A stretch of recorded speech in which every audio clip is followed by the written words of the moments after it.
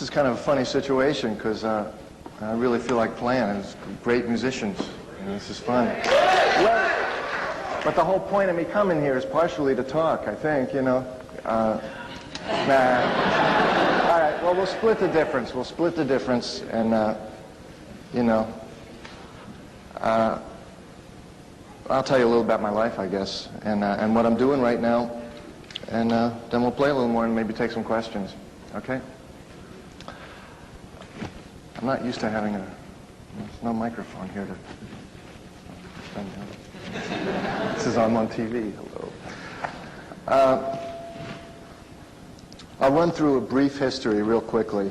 I was born in Philadelphia. I came from a musical family. Everyone in my family plays some instrument or another. My father's a pianist. My mother's a pianist. My sister's a pianist. I play a little piano. And when I was a kid, I thought everyone was a musician. You know, it was the kind of family I grew up in. You know, it was a shock to me to find out that we were kind of an oddity. I began on clarinet at a very young age and played it not too well. And was more interested in sports, really. My first influences were, that I can remember, were Clifford Brown and Jimmy Giuffre. I remember learning clarinet solos off of Jimmy Giuffre records when I was about 6 years old. I used to play into a garbage can for reverb, you know. And I had a little gold wastebasket, and that's where I practiced. You know. And to this day, I still love reverb, you know. Whenever I do an album, I always have to turn my echo down in the mix, you know. I switched to saxophone after hearing Cannonball Adderley play, and began to take it seriously, I guess, in junior high school. Also playing basketball, that was my major pastime. And I started playing professionally, really, in high school. I started listening to a lot of Coltrane and was playing with a lot of musicians that were older than me. And I studied privately, which I generally always did and still do. I played a lot around Philadelphia and eventually went to Indiana University, initially to be a music major, and I switched my major at the last minute. This is one of my moments of rebelling. I realized that I had been playing music half my life, partially to compete, you know, or for my parents' approval, you know, because that was the way my family was. So I switched. I was at Indiana University, and I switched to pre-med. You know, it's a brilliant decision. And there I was stuck out there in pre-med, and that wasn't working too well. So I tried fine arts, you know. And meanwhile, all the time, all I did was spend time in the music school, practicing. And my fine arts teacher, I had some talent in drawing. I became friends with one of my teachers, and he just told me to move to New York and play music. So he dropped a subtle hint. So I did that. I moved to New York when I was 19, and my older brother Randy had been living in New York for about 2 to 3 years at that point, and was playing beautifully and starting to work quite a bit. He did really well very quickly, and he was very nice to me when I went there and introduced me to a lot of people, and I didn't have to scuffle real hard because I did have some connections through him. Of course, I scuffled for a couple of years, but I always managed to work. I just took any gig I could get. You know, any kind of weird rehearsals that didn't pay anything, you know, and I always was fortunate to meet people, you know, particularly at the weirdest rehearsals. That's where I met sometimes the people that became most important later on.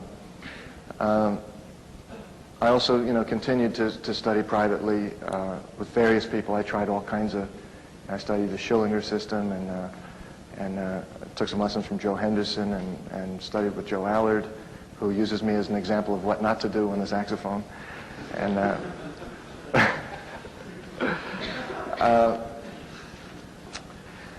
am I walking off camera here? Where's the camera? Ah, there's the camera. I at that point, I neglected to mention, I guess, that I'd always been playing rock and roll and R&B. You know, in Philadelphia, I grew up listening to Ray Charles, and I'd always been, you know, listening to AM radio, much to the dismay of my parents, you know. And so I began, you know, really getting into rock music in college, and was very serious about it. And I really listened to a lot of blues and studied that idiom, and checked out a lot of guitar players. And by the time I moved to New York, it just happened to be that kind of timing where there was a kind of a need for horn players that wanted to play on records that could play something other than bebop, which I also was able to do. So I started getting some work on some albums, and I formed a group with my brother and some other people called Dreams, and we did some recording for Columbia. The records were an amazing failure. They were great musically, but they didn't sell anything. But we did get a reputation in the business as a good horn section. Barry Rogers was playing trombone with us. So we started doing dates, a lot of dates as a section, and I continued doing other things, playing a lot in the lofts in New York and jamming a lot, and just trying to stay active. After Dreams broke up, I went with Horace Silver for about a year and a half, and that was one of my favorite gigs ever, because that was like going to college for me. You know, I really worked hard. I practiced a lot during that period, all the time, you know, before the gig. I don't know how I did it in retrospect. I had a lot of guts. I'd always, you know, make amazing noise in the hotel rooms and get complaints. And I really wanted it, you know. So I stayed with Horace. Then after that, I went with a myriad of different groups. I played with Billy Cobham for a while, and then my brother and I formed a group called the Brecker Brothers, and made a bunch of albums for Arista Records, and continued to, you know, to tour a lot and practice a lot, and just also do record dates. Right now, I'm playing in a group called Steps Ahead. We just did another album. We finished it a couple days ago, and that should be out in a few weeks, believe it or not. And I'm studying composition presently, and working pretty hard on that. And I'm working around New York, and I play on Saturday Night Live every week, which is fun. And I'm drawing a complete blank. What else did I want to say? I'm going to throw it open to questions in a minute, because it's hard to talk to a whole group of people not knowing really where you know, everyone's at a different place. I mean, it's silly for me to talk about harmony and improvisation, because that's real well covered here. This is really the best music school in the world, I think. You know, I guess I'm not really here to talk about that, but I'll, you know, if anybody has any questions about that. I use a Selmer saxophone. And it's a Lavaz medium reed. This happens to be dying, this reed. And the mouthpiece is presently a Dukov D9. And I'm not suggesting that all saxophone players use this. This is what works for me. Everyone is different. Everyone hears differently. The only suggestion I can make is go for what you hear, and if possible, try not to let anyone sway you. You know, if you're looking for a sound, stick with it. You know, unless it's really obviously not working. I know when I switched to this, I had been playing a different setup for a long time, and I had to switch because of some physical problems I had. And I found this setup, and I liked it a lot. And a lot of people in New York, a lot of the saxophone players told me to not to use this. And now pretty much all of them are using the same thing. So I kind of learned a lesson from that. You know, I just have to go with what I think sounds good for me, and you know, and hope that boy, I made this list of things to talk about. I don't really feel like looking at it. So maybe if you feel comfortable enough to ask some questions, I'd be happy to you know, to answer them the best I can. You know, does anybody want to put something into the air? Hi. Yeah, on the heavy metal bebop album, the song called Funky See, Funky Do, you do that free jazz thing. Now, it sounds like you're playing two saxophones. What is actually happening there when you do that solo? What was happening was that I was playing electric saxophone. Oh. And at that time I was using a real cheap, kind of a cheap effect, you know, cheap thrills. There really wasn't much I could use when that was in terms of electric things. The times have changed quite a bit now. But at that time I think it was called a frequency analyzer. And it cost $40 or something like that. And I push a little button. And I found a good use for it. It was kind of limited, but I found a couple things that I could do that enabled me to play chords and play along with it. And I think I was using an envelope follower and some other things. You know, I say they're cheap gimmicks, but actually the trick is figuring out how to use them so they sound, you know, so they sound good. Thank you. Hi. Yeah, you say you listen to, or that you did listen to a lot of guitar players? Yeah. The question is, why did I listen to guitar players?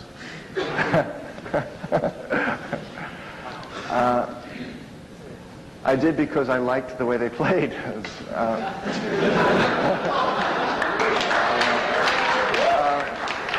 But seriously, I was looking for other. I mean, pretty much my playing is generally mimicking other things that I've heard. You know, I'm not tremendously original. You know, I listen to things and then I learn them or I hear them enough and they get into my psyche and then I distort the hell out of them. You know? And what I was doing then was just I was very excited by guitar players, particularly around in the beginning in the late 60s and early 70s. There was a whole excitement happening on the instrument, you know, the way they bent notes and the way they played the blues. And I really, I liked what they were doing, so I tried to, I figured out weird fingerings on the saxophone to emulate, you know, the way they would bend notes and try and get in between the major and the minor third, you know. And I was just experimenting, looking for other avenues, you know. I still, you know, I don't just copy saxophone players, although I still love to copy saxophone players, you know. If I hear anyone play a phrase, you know, if it really gets my ear, I try and figure out what it is, you know, or find a record that it's on and, you know, slow it down if I have to and figure out what it is. You know, I think it's a really useful tool also, you know, to learn solos or learn parts of solos. I know that's a question that's often asked me, did I learn solos? And the answer is yes. But I didn't have the discipline to learn whole solos, really. I did it occasionally, but I found it helpful for me to, if I was going to do it, to copy it out myself and not do it out of a book because somehow it sank in more. And I also found it helpful to, once I learned it, to play it along with the record to figure out how it lays over the rhythm section. But more often I took pieces, you know, guitars or saxophones, you know, trumpets, piano solos, and if I heard a lick that I liked, I'd steal it, you know. And eventually, I mean, my memory is not so good, so I'd forget it, and it would come out in some other weird, bizarre way a few months later. I found that it was usually 2 months. If I worked on something like 2 months later, all of a sudden it would creep out. I'd be playing somewhere, and all of a sudden, you know, that would come out. And, you know, it was never really a conscious process. I was never one of those people that could learn something and then play it that night. I always have to trust that it's going to come out somewhere in my psyche. And it's music for me is largely intuitive. I was talking about that earlier. I'm not a real intellectual kind of player. My mind doesn't work that way. I think fairly quickly. I'm aware of the chords when I'm playing most of the time. I'm not real tuned into that. Lately I've been more tuned into shapes and pivot points and melodies. Particularly when I'm recording, I've been trying to concentrate on playing melodically and less mechanical, playing looser, and just let, you know, what naturally happens happen, you know, without trying to color it. I wanted to do this. I was thinking about this earlier. Maybe this is a risk. I was talking also earlier about time, about rhythm, for me, I think the most important thing is time. You know, I don't know the word to use for it, swinging or cooking or, you know. Without that, it doesn't matter what notes you play. Notes are important too for me, but if I'm not somehow really connected in a meaningful way to what's happening in the rhythm section, it really is pointless, you know, in jazz music, you know, or jazz-related music. I don't know how to quite... I've never done this. I just want to... I don't know. One way I worked on it was to play the drums. I was wondering if I could just... This could be real embarrassing.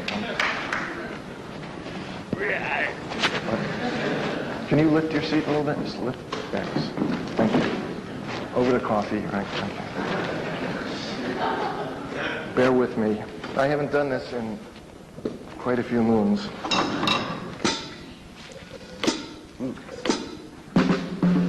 Want to just do blues again? Do the same. We'll just play a couple chords, play for a minute, and then I'll stop. Around the, I guess, the same tempo. So we're yeah. What? Oh, do you want to count off?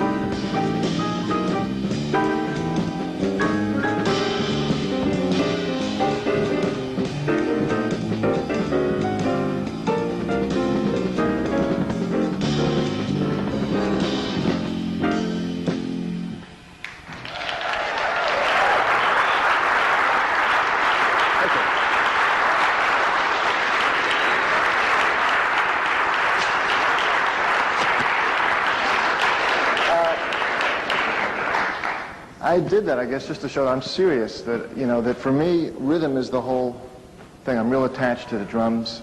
I don't play it too often anymore, but, you know, when I was younger, I really sat down and tried to figure out how 3 goes against 4, you know, what makes music swing. And then from playing with a lot of saxophone players, I used to play drums a lot with saxophonists. They used to like to play with me because I knew where they were coming from.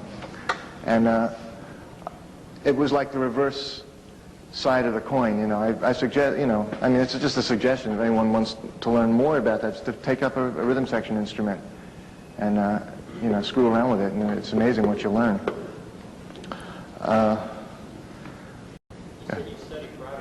Yeah. No, I've been thinking about it lately. The question is, do I study saxophone privately? Not presently. I took a breathing lesson last week from a trumpet player. A lot of times I end up getting together with saxophone players, and a couple times I ask people for lessons, and they don't take me seriously, you know. But I've been thinking of trying to get back with Joe Allard a little bit, also. I don't know. Thank you. Hi. Who is and where do you study composition? I study with a guy named Edgar Grana, who's teaches at Juilliard in New York. And it's a kind of expansive thing. It's going to be, I'll probably be there for a long time. And part of it's just psychological approach, you know. It's interesting. Thank you. Hi. Huh? Talk more about that? It's kind of hard to talk about exactly. I don't know. It's composition. It's giving me some basic tools. We're going to start working on string writing soon. Right now he has me working on going to sound ridiculous, ersatz lines. It's 12-tone writing, you're making a matrix out of a melody, and then, I don't know how to explain this exactly. Getting voicings from the matrix, and it's a whole other way. It's just another way of thinking for me. I'm used to chords and notes, you know, and lines, and it's just a way for me to. It's another tool I've been using, you know, just trying to voice lines using kind of a different system, using this guy's system, you know. Remains to be seen if it's going to, you know, help me a lot. But I've written a couple compositions on that, based on that approach. Does that help at all? Hi. How did you like working with Hal Galper? The question is, how did I like working with Hal Galper? I liked working with Hal Galper. He's a great pianist, and that was a chance to play a lot in an acoustic setting, because I was playing with Brecker Brothers a lot, totally electric, and I needed to, you know, I get crazy in either way if I get too much one way or the other. So we did quite a bit of playing acoustically, did some touring, and made a few albums. And he's a wonderful pianist. Thank you. Yes, I'll get over there. What's the rehearsal schedule for Saturday Night Live? The question is, what's the rehearsal schedule for Saturday Night Live? And it's a very, very hard gig. It's a tremendous test of will and patience and persistence. I get there at Saturday morning and rehearse from 12 to 1, and then I show up for the gig.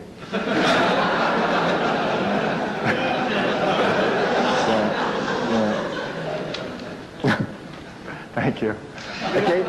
Occasionally we do a pre-tape. Most of the playing we do on the show is during the commercials, you know, and we play the theme and the closing theme, and it's fun. It's fun. It's a fun job just to watch what goes on in the studio. You know, it gets really crazy, and I enjoy it. Also, there was last week there was a guy that played a solo with the Stray Cats, and it wasn't you. It was real good. Oh, that was a rerun. That was from I don't know his name. He was good though. What? Huh? No, he's with the group. He's with the Stray Cats. Oh, he's with the Stray Cats? Yeah. Oh, wow. Yeah. So I really didn't get to meet him. That particular show though, that was a rerun. We did a skit with Eddie Murphy playing James Brown in the hot tub. And there's two things that I don't like to do that I always get embarrassed. One is go to the beach, right?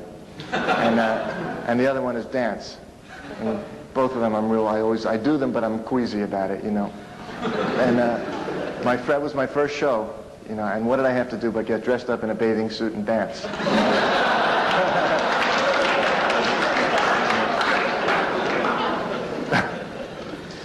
Hi, in the back. Throughout the series so far, we've had very negative degrees of comment on today's contemporary fusion. Obviously, I think we know possibly how you feel about it, but could you elaborate on that, and also do you consider it jazz? I think it's ballsless fusion tripe. No, just kidding.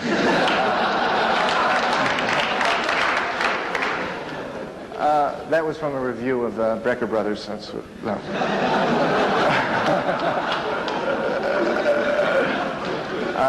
In fact, that was a review of Brecker Brothers. We weren't even playing on the album that they reviewed.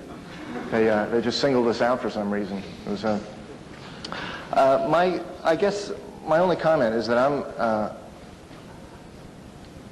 I never liked the word fusion. First of all, I mean there was a kind of a fusion sound happening in the late '70s, you know. Right now, all I can say is I'm real excited by what's happening in the whole kind of techno world. I know it freaks a lot of people out. A lot of horn players and rhythm section people get paranoid because they think that the machines are going to take over, you know. And I really find that, for me, it's a state of mind. With steps, we're really working now with a lot of synthesized sounds and a sequencer and drum machine, and we're trying to work it into the music. And we've been really considerably successful. I'm real pleased about it. I said earlier, it's like all of a sudden for me it's like playing in Technicolor instead of black and white. We had a sequencer playing behind us, and I don't know. It's a tough question to answer because it's so general. I mean, there's so many kinds of music and there's so much good music happening, and some not so good. And I really don't think that the issue is electronics, but the people who are playing it. I don't know. I guess that's my answer. Thank you. Hello. In your album Cityscape, was that a neat challenge? Was that a good project for you? Yeah. The question was the album Cityscape with Klaus Ogerman a challenge? It was a challenge. Yeah. And I loved the album. I really am very proud of that album. There was, I don't know, that was a real unique experience. I hope we do it again. Klaus Ogerman is a really unique kind of arranger. Next time we do it, I'd like to spend more time. We did it fairly quickly, and the music was difficult, particularly the chords that he writes. What I did was I just threw the chord sheets away, and used my ears because I couldn't figure out what the heck he'd write the chord and then the strings would be playing something really bizarre. So I had to throw the music away. What I tried to do also, was leave some space in some of it, and I don't know, that was a great experience. Thanks. Hello. Hello. Can you tell us a little bit about how you used to practice? Sure. By yourself with metronome? Yeah, all of everything you mentioned. I practiced with a metronome. I've never been real good on discipline. I hate to say it, I know I'm supposed to stand up here and say, well, practice, discipline, 8 hours a day. I've always gone in spurts. I have at times used the metronome on 2 and 4. I get depressed when I do it because I rush,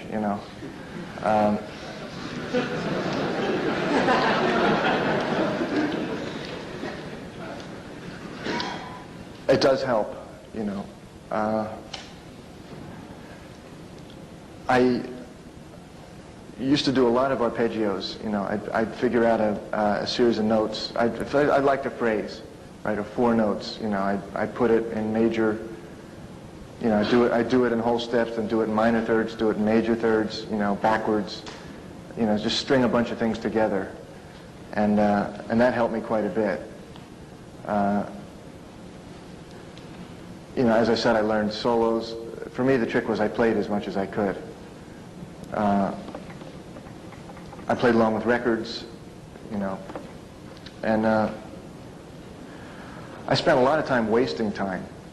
In a certain way, practicing. I have there's no system. I have no system. I just sit around and get something in my head and then work on it for a while. And then maybe the next day, if I was lucky, I'd work on it, And somehow it would sneak into my playing. I try to practice things that are going to be practical. Certain licks, I was talking about earlier, certain licks or certain phrases only sound good in certain keys. I'll learn them in every key, just to know it. But I have to stay aware that I'm really not going to play a certain thing down at the bottom of the horn because it sounds like crud,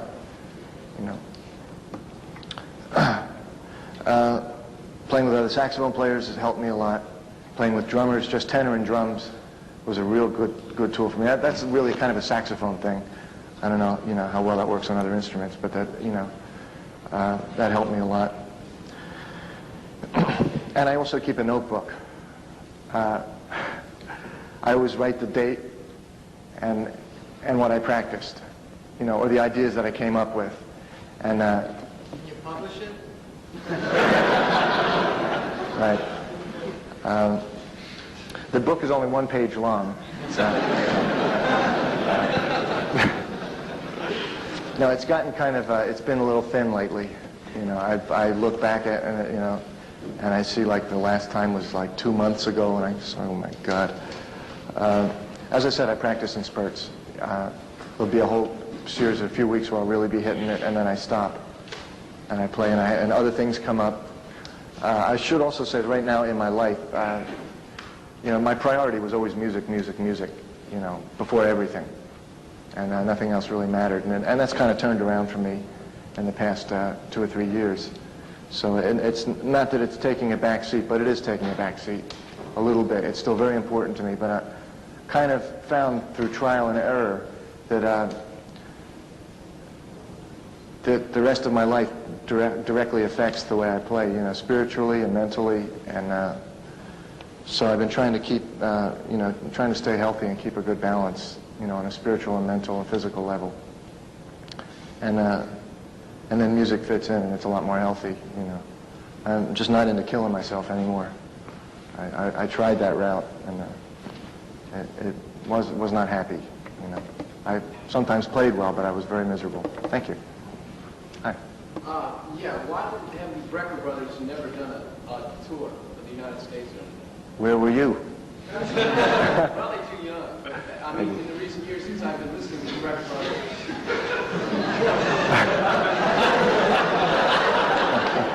I've never heard of it, you know, coming to where I used to live in Detroit, and I've never heard of it, the Brecker brothers ever coming to Detroit or anything, you know. It never happened, and when was the last time that it happened? We stay away from Detroit. No. No, we have played Detroit. We haven't toured in a good 2 or 3 years, really. So I don't know where that puts you chronologically. When are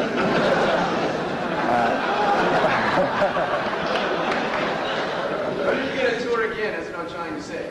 I hope soon. Because I've seen you by yourself like probably 10 times, and I've seen Randy by himself like 5 times. I've never seen you all together.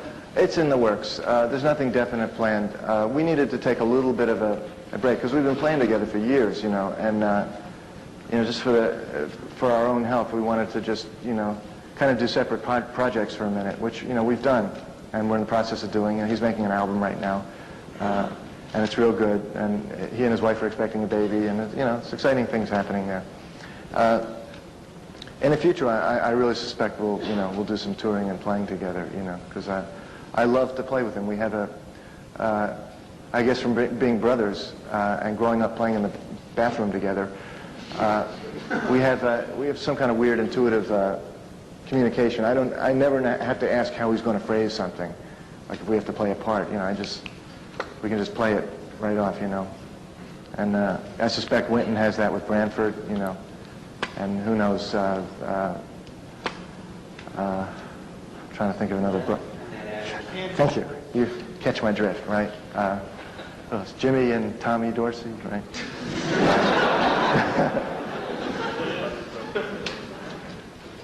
Hi. What was it like playing with Pat? The question is, what was it like playing with Pat Metheny? And the answer is it was one of the best experiences I ever had. You know, we did a tour with Joni Mitchell together, and that's where we really found we had an affinity. And I've since recorded with him and toured with him, and we play really well together. There was talk about us doing something in Japan together over the summer. I don't know if it's going to crystallize, but I love his playing and his conception and the maturity in his playing. And he's really a phenomenal musician. Thought about doing an album with Keith Jarrett? No. That hasn't come up lately.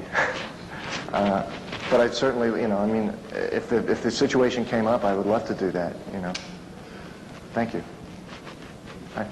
I was wondering what you had to say about James Taylor as a songwriter and musician, about David Sanborn's playing. Okay, What would you like to play with both of them? Yeah, it's actually a good question. It's, you know, a couple of my favorite subjects. The question is how I feel about playing with James Taylor and how I feel about Dave Sanborn. I respect James tremendously because he's a very innately natural musician, extremely talented and creative. He's a real brain in every way. And I liked the recording I did with him because he let us get involved in making up parts and determining where the music was going to go. And whenever a musician does that, you know, that is in the kind of sales bracket that he's in. It's fun, you know. It becomes real creative, and we enjoy it. As far as Dave Sanborn, he's one of my favorite living musicians, and I'm a complete fan of his. You know, the man can say more in one note, you know, than a lot of people in 10. You know, he just plays amazingly well.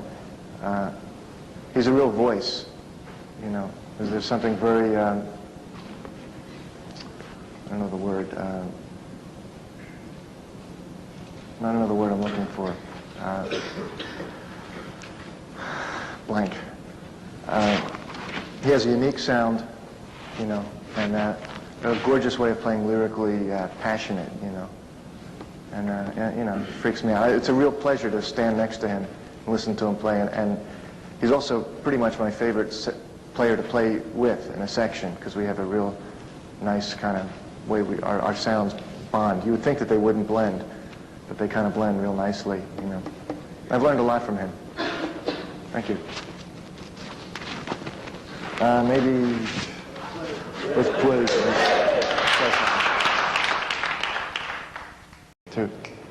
1, 2.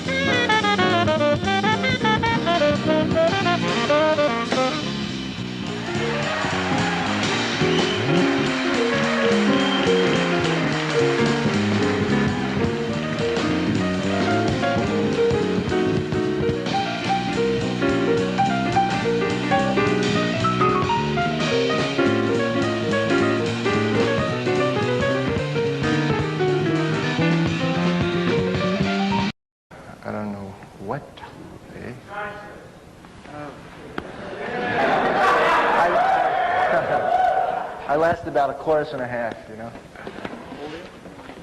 Let's do that. Let's do Oleo. Oleo. Jesus.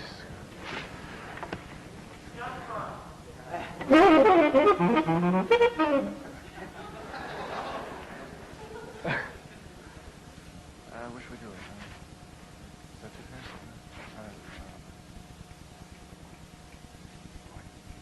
You can't. Fingers don't snap that fast.